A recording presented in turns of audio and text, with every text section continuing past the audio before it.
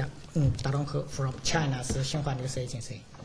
I noticed the main topic for the London summit will be stability, growth, and jobs. My question is about protectionism. Recently, we heard a lot of officials talking about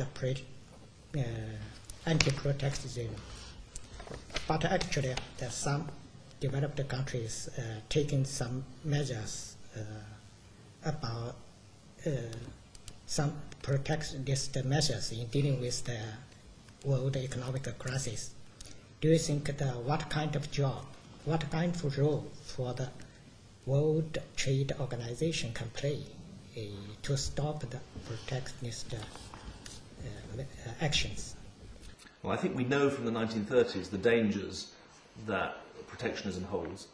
Protectionism can turn a crash into a slump, and it's very important that the world doesn't turn inwards at this time.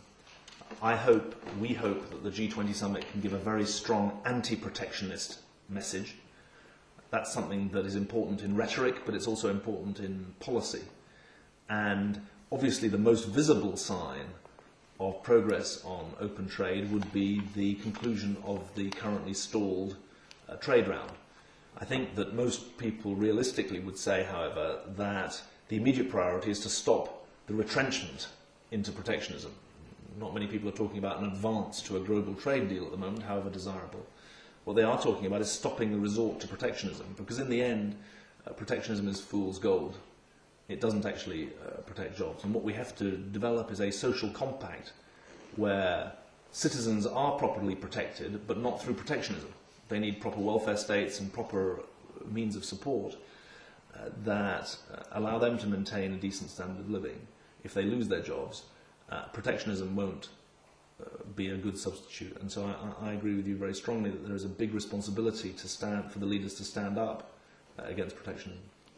My second question is about what kind of actions the world for the members of the G20 will take to push forward the Doha round talks. I think that, as I said in the previous question, the first priority is to stop the retrenchment into protectionism.